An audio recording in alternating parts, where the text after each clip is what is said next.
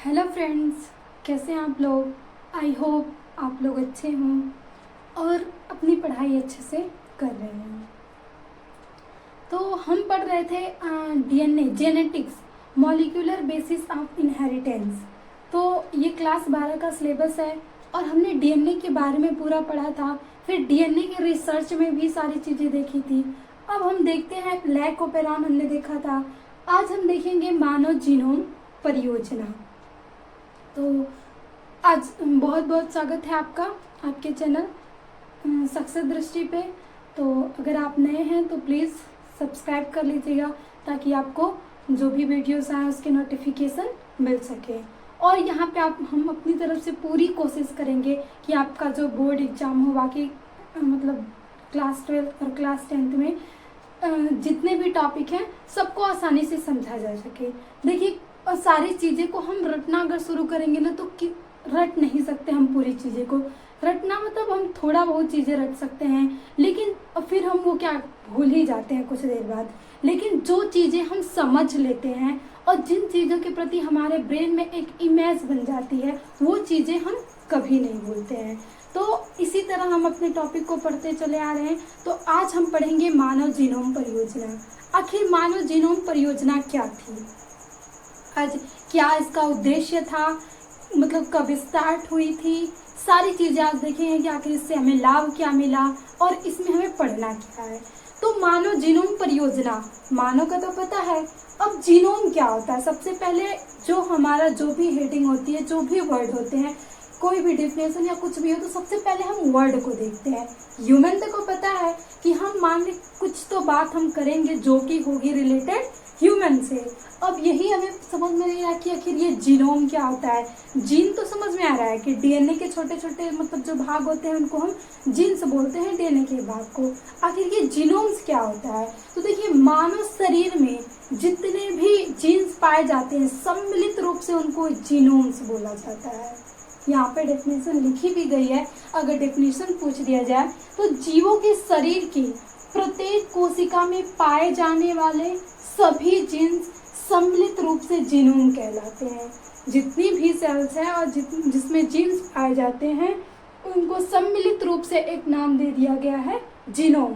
और इसीलिए मतलब इसको प्रोजेक्ट, अब जीनोम मान लीजिए ये प्रोजेक्ट एक है तो अब किसी छोटी चीज़ पे तो हम बात नहीं कर सकते। अब ये प्रोजेक्ट है तो जरूर कोई बड़ी बात होगी जिसपे हमें क्या करना है, स्टडी करना है। तो देखिए जैसे डीएनए में हमने पढ़ा कि वो न्यूक्लियोटाइड से ही बने होते हैं। तो अब तक साइंटिस्टों ने ये तो पता लगा लिया था कि जो भी खेल शुरू हो रहा है डीएनए में, उत्परिवर्तन सारी चीजें हो रही हैं, वो सभी हमारी डिपेंड करती हैं किस पे, अनुलेखन पे। नाइट्रोजन क्षार जो होते हैं यहाँ से, ये सब कुछ डिपेंड करता है अनुलेखन पे।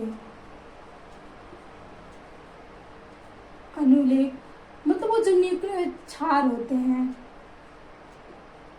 नाइट्रोजन क्षार, इन्हीं की जो व्यवस्था होती है वही सारी चीज़ों का मतलब नियंत्रण करती है कि कब मतलब प्रोटीन कितना बनेगा, आखिर मतलब इसमें इसकी संरचना कैसी, कुछ डिफेक्ट्स भी होता है तो उनके जुड़ने की, जो हमारे नाइट्रोजन क्षार होते हैं इसे टी जुड़ता है, ये सभी जुड़ जुड़ के हमारे प्रोटीन आरएनए डीएनए का फॉर्मेशन उन्हीं से होता है। तो अगर मतलब उन्हीं के बारे में अगर हम अच्छे से जानकारी ले लेते हैं तो हम सारी चीज़ें, हम उसमें कुछ चेंज भी कर सकते हैं, कुछ मान लीजिए कुछ उसमें डिफेक्ट है तो उसे हटा भी सकते हैं। तो यही उद्देश्य था मानव जीनोम परियोजना की कि एक विस्तार से अध्ययन, ये जो नाइट्रोजन क्षार हैं, नाइट्रोजन युग्म हैं, इनका विस्तार से अध्ययन कि आखिर इनका अनुलेखन कैसे हो रहा है और मतलब क्या इसमें हम कुछ चेंजेस कर सकते हैं, यही सारी चीज़ों के बारे में अध्ययन करना था। तो ये शुरू कब हुआ था, देखिए 1990 में ये शुरू हुआ था और 2003 में ये कंप्लीट होता है।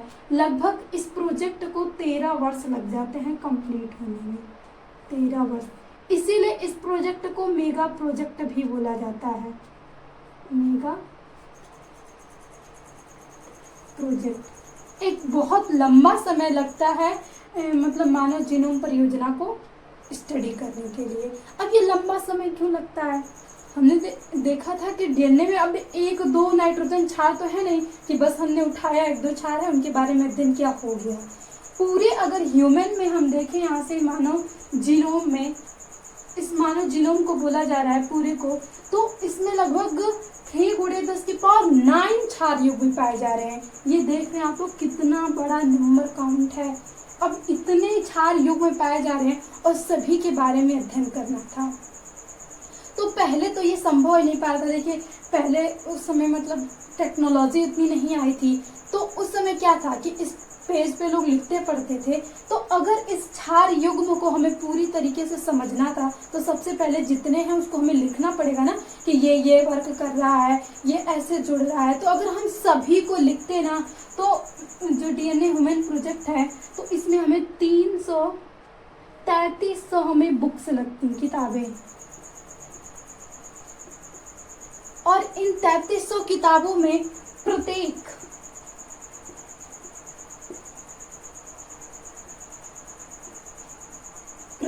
किताब में 1000 पेज होने चाहिए। 3300 बुक तो सही है। अब 3300 बुक का मतलब, अब हमें से 3300 बुक कह दें तो बुक में पेज भी, अब पेज मान लीजिए 1-2 पेज, 5-10 पेज ऐसे भी तो हो सकते हैं, लेकिन ऐसा नहीं था। ये 3300 जितनी भी किताबें थी, प्रत्येक किताबों में लगभग 100 पेज होने चाहिए थे। और देखिए इन 100 पेज पे, प्रत्येक पेज पे 1000 वर्ड्स होने चाहिए थे, तब जाके हम पूरे ह्यूमन के जो नाइट्रोजन न्यूक्लियोटाइड्स पाए जाते हैं उनका अध्ययन कर सकते थे। अब ये एक बार में अध्ययन करना संभव ही नहीं पा रहा था। कितना मतलब, देखिए अगर हमें ये करना है तो सबको एक साथ रख के एनालाइज करना पड़ता कि हाँ ये ऐसे वर्क कर रहा है, ये वैसे कर रहा है, कहाँ पे सेम है। क्योंकि डीएनए, हमने डीएनए फिंगरप्रिंटिंग, मतलब इसी से डीएनए फिंगरप्रिंटिंग भी आई थी। तो मानव जीनोम पर मतलब मानव जो जीन्स होते हैं बहुत प्रकार के सेम होते हैं। तो अब उन सेम को सबसे पहले सबको हमें बनाना पड़ेगा, तब तो हम उसमें देख पाएंगे कि हाँ कौन कौन से सेम है। तो इनको एक साथ देखना संभव ही नहीं पा रहा था पेज पे। तो फिर यहाँ से जब जैसे टेक्नोलॉजी मतलब आती है, टेक्नोलॉजी आने की वजह से हमारे कंप्यूटर्स ये सारी चीज़ें बन जाती हैं, तब जाके ये एनालाइज करने में संभव हो पाया। तो अगर यहाँ से पूछा जा सकता है हिस्ट्री के लिए, अब देखिए इतने क्षार पाए जा रहे हैं, 3×10⁹ क्षार पाए जा रहे हैं। और एक क्षार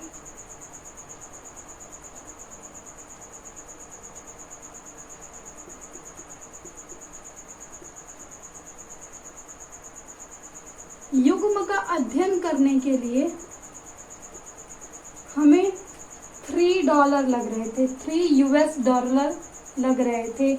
अगर हम बजट की देखें तो हमें अगर एक क्षार युग्म का अध्ययन करना है ना, तो यहाँ से $3 मतलब हमें मतलब एक क्षार के लिए हमें $3 मतलब लगाना पड़ रहा था, तब जाके हम एक क्षार युग्म पे स्टडी कर पा रहे थे। तो ये मतलब फाइनेंशियली भी बहुत अधिक था। तो देखिए सबसे पहले ये यूके के मतलब यूनाइटेड किंगडम जो भी है राष्ट्र, वहाँ के जो हेल्थ डिपार्टमेंट था वहीं पे ये स्टडी शुरू हुई थी यूके से। फिर बाद में जापान, फ्रांस, मतलब इटली, ये सारे देश भी इसमें शामिल होते हैं ह्यूमन जीनोम परियोजना में। और शामिल होकर सभी एक साथ मतलब अपना अध्ययन करते हैं, जितने भी साइंटिस्ट होते हैं। फिर 2003 में ये पूरा परियोजना मतलब कंप्लीट होती है और यहाँ से जो भी लाभ थे वो लाभ लिए जा रहे हैं तक। तो लगभग अगर हमें एक का करना है तो हमारे पास कितने क्षार युग्म हैं, 3×10⁹ तो यहाँ पे हमें 9 × 9 इतने डॉलर्स लग जाते हैं हमें, इतने $। अगर हमें जीनोम परियोजना पूरा समझना था तो इतना खर्चा लगा था। यहाँ से देखिए MCQ मतलब यहाँ से हिस्ट्री में आप ही लिख सकते हैं कि अगर मानव परियोजना पर टिप्पणी लिखना आ जाए तो ये सारी आप चीज़ें लिख सकते हैं कि मानव जीनोम परियोजना कब शुरू हुई थी। तो 1990 में ये शुरू हुई थी। और डीएनए अनुलेखन के बारे में ही सारी चीज़ें इसमें पता करनी थी, क्योंकि वही मेन बेस पॉइंट था। किसी भी मतलब प्रोटीन बनाना है कि आरएनए कैसे बनेगा, डीएनए मतलब रेप्लिकेशन में भी यही निभा रहे थे भूमिका। और हमारे शरीर की जो भी जितनी भी क्रियाएं हो रही हैं उस अनुलेखन से हो रही हैं। आगे अनुवांशिकी मतलब इस एक पीढ़ी से दूसरी पीढ़ी तक जो जा रहा है वहाँ पे डिपेंड कौन कर रहा था, नाइट्रोजन क्षार। तो अब साइंटिस्टों की दृष्टि इसी पे थी कि अगर हम इसी को अच्छे से अध्ययन कर ले तो हमारी सारी प्रॉब्लम समाधान हो सकता है। तो ये शुरू हो, ये हम लिख सकते हैं मानव जीनोम में कितने क्षार युग्म पाए जाते हैं, तो 3×10⁹ क्षार युग्म पाए जाते हैं। अब इस स्टडी में कितने बुक्स लगी थी, तो 3300, और प्रत्येक बुक में कितने पेज होने चाहिए थे, 1000 पेज होने चाहिए थे, और प्रत्येक पेज पे 1000 वर्ड होने चाहिए थे। और एक क्षार युग्म का अध्ययन करने के लिए हमारी जो बजट थी वो $3 लग रही थी। अगर हमें पूरा ह्यूमन का पता करना था वो 3×10⁹ $9 हमें, 9×10⁹ $9 हमें क्या करना पड़ता, खर्च करना पड़ा था इस मानव जीनोम परियोजना के पढ़ने के मतलब सफल बनाने के लिए। और यहाँ से यूएस मतलब सभी जो यूएस की कंट्रीज मतलब थी, बाकी बाद में फ्रांस, ये सारी जापान, सभी कंट्रीज शामिल होकर इस परियोजना में अपना भूमिका निभाती हैं। और यहाँ से जीनोम की डिफिनेशन भी आप लिख सकते हैं कि आखिर पूछा जा सकता है ना कि जीनोम किसे कहते हैं, तो सिंपल सी बात है, कोई भी वर्ड का समूह होता है ना, तो वैसे ही जीन्स का समूह को क्या बोलेंगे, प्रत्येक किसी भी जीव का ले लीजिए, उस जीव में जितने भी जीन्स हैं उनको सम्मिलित रूप से हम क्या कहते हैं, जीनोम कहते हैं। ये हो गया हमारा जीनोम, और ये थी पूरी परियोजना। अब हम देखते हैं कि आखिर इसका उद्देश्य क्या था। ये सारा आप नोट्स कर लेते हैं और यही सारी चीजें लिखना है, कोई हमें ये रट के नहीं लाइन बाय लाइन लिखना है। यहाँ से ये सारा इंपॉर्टेंट है, यहाँ से एमसीक्यूज बन सकते हैं कि मतलब कितने डॉलर लगे थे, कितनी बुक लगी थी, एक बुक में कितने पेज थे, कब शुरू हुई थी, मानव में कितने क्षार युग्म पाए जाते हैं, जीनोम्स किसे कहते हैं, तो ये सारी चीजें देख लिए। अब इसका अध्ययन जब हमारा मतलब 2003 में कंप्लीट हो जाता है, तो उसके बाद क्या क्या हमारे पास मतलब ऐसी चीजें आ जाती हैं जो लाभ देती हैं इस मानव जीनोम परियोजना। देखिए कोई भी परियोजना बनाई जाती है तो उससे कुछ ना लाभ लेने के लिए बनाई जाती है कि हाँ इससे हम लाभ ले सके। तो इसका जो लाभ था कृषि में भी हो सका, और मतलब हमारे शरीर में जो भी डिफेक्ट होते हैं, जो भी विकार थे, उनको दूर करने में। यहाँ से हम देखते हैं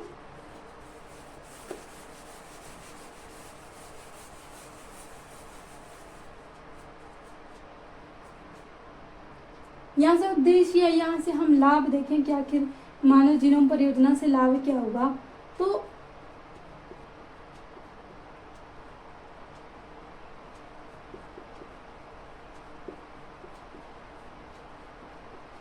होने वाले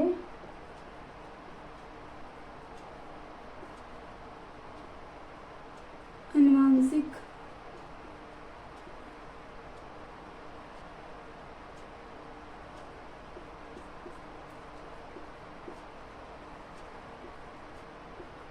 को दूर कर सके। अब मान लीजिए कोई ऐसा रोग हो सकता था, मतलब ऐसा मतलब जो अनुवांशिक होता है तो हमारे डीएनए में चला जाता है, और ये नाइट्रोजन क्षार जो होते हैं, अभी हम मतलब अनुवांशिकी के रोग हम यहाँ पे देखे थे कितने प्रकार के होते हैं, एक वीडियोस पड़ी हुई है, आगे एक बार और हम देख लेंगे कि बहुत सारे जो रोग होते हैं वो अनुवांशिक रोग होते हैं, और कोई ना कोई नाइट्रोजन क्षार मतलब उनके इधर उधर होने से बनते हैं। तो इनको अध्ययन, अब ये रोगों का पता कब लगाया जा चुका, जब हम ये मानव जीनोम परियोजना के बारे में अध्ययन कर लिए थे। दूसरा, कृषि के क्षेत्र में, औषधि के क्षेत्र में,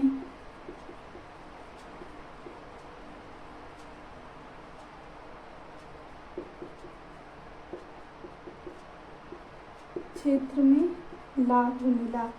अब देखिए कृषि के क्षेत्र में हम जैसे जो भी प्लांट्स होते थे, तो सभी प्लांट मतलब कोई प्लांट्स अगर हम खेती करते हैं तो उसी में कोई ऐसा प्लांट्स होता ना कि जिसपे बहुत अच्छा हो, मतलब अगर हम गेहूं ले लें तो उसके जो दाने थे बहुत अच्छे थे, और कुछ मतलब और बाकी सब खराब थे। तो आखिर उसी को लिया गया कि आखिर ये प्लांट में क्या ऐसी चीज आ गई है जिसके कारण ये इतना अच्छा है, और मतलब इसमें क्या गुण अच्छा है, क्या हम इसका उपयोग कर सकते हैं, जो कि आज बहुत सारा बीटी करके, बीटी कॉटन, बीटी मक्का, ये सारा यूज किया जाता है। ये सभी हमारे इसके अध्ययन के बाद ही संभव हो पाया था। तो उस बीज को साइंटिस्टों ने लिया और अध्ययन किया, उसमें जो भी लाभदायक जीन्स थे उनको उन्होंने निकाला, और उस जीन्स को बाकी जो हमारी मतलब कुछ कमजोर फसलें थी उसमें डाल दिया गया, जिसके कारण सभी की मतलब फसल में गुणवत्ता आ गई और बहुत उत्पादन हो सका। ऐसे हम गाय भैंस मतलब जो भी होती हैं इनके जीन्स में भी परिवर्तन कर सकते हैं कि मान लीजिए कुछ मतलब गाय या भैंस होती है वो बहुत ज़्यादा दूध देती हैं, उनके दूध में मतलब विटामिन मतलब प्रोटीन्स या कुछ भी मात्रा अधिक है, तो वो विटामिन और जीन उनको बना कौन रहा है, कोई ना कोई क्षार उसके लिए डिपेंड होगा। तो उस अब ये क्षार के बारे में जब अध्ययन हम कर लेते तो उसको देखते हैं और फिर वहां से उस क्षार को डाल के इसमें से उसमें डाल दिया जाता था, जिसके कारण हमें एक और मतलब नई नस्ल बना सकते थे जो कि मतलब सब कुछ में अच्छी हो। तो यही सारा मतलब कृषि के क्षेत्र में, औषधि के क्षेत्र में, पशु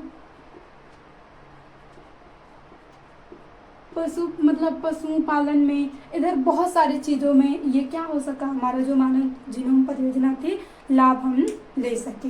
क्योंकि जब हमने अध्ययन कर लिया कि सभी जो खेल हमारा शुरू हो रहा है वो अनुवांशिक क्षार से ही शुरू हो रहा है और कुछ भी नहीं है, अगर हम उन क्षारों को ही अध्ययन कर लेते हैं तो हमारी सारी प्रॉब्लम सॉल्व हो जाती है। इसलिए यहाँ से देखिए जो कृत्रिम हमारे बनाए गए थे बैक एंड यानी यहाँ से बैक्टीरियल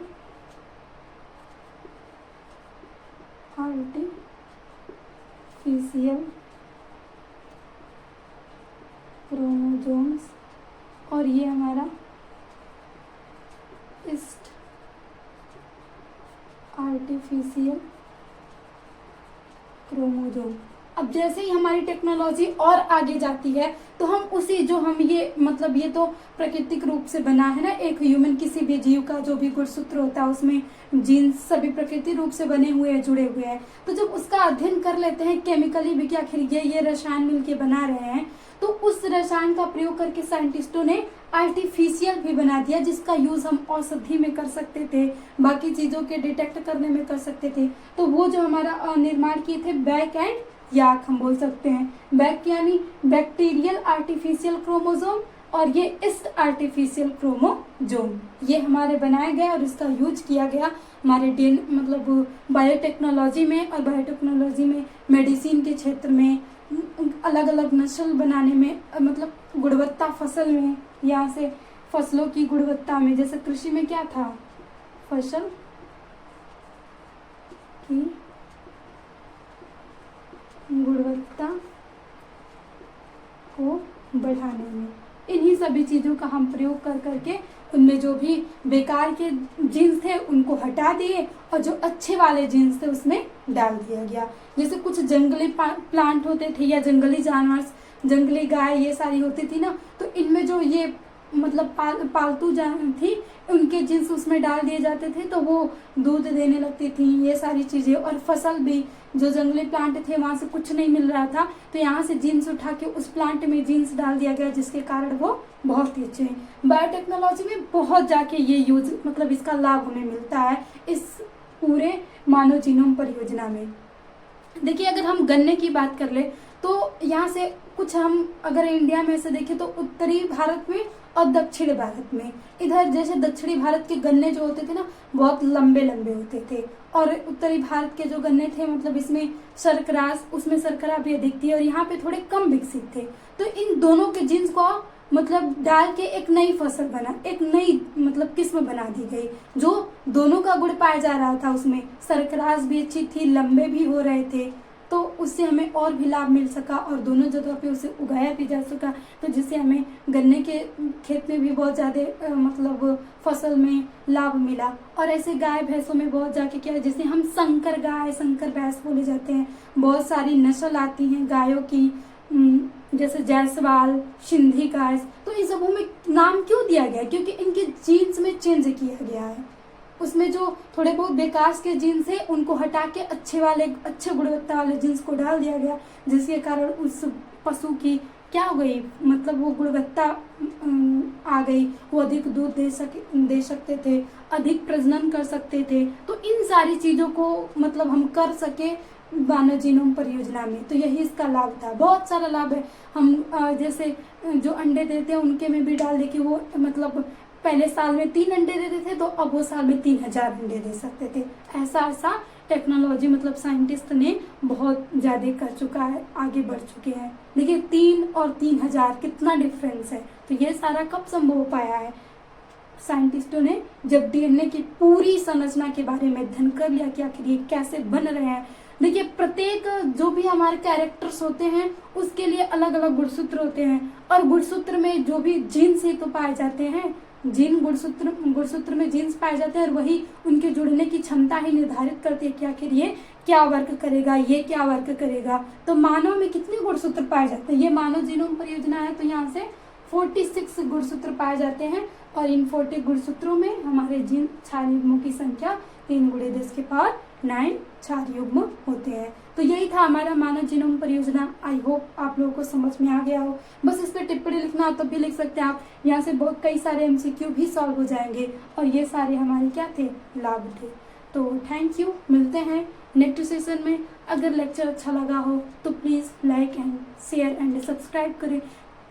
अगर आप शेयर करेंगे तो मतलब बच्चों तक पहुंचेगा तो उनको हेल्प हो सकती है कि वो भी मतलब उनको ये चीज़ें नहीं समझ में आ रही थी तो शायद हमारी कोशिश से उनको कुछ समझ में आ जाए। तो अगेन थैंक यू, मिलते हैं नेक्स्ट सेशन में।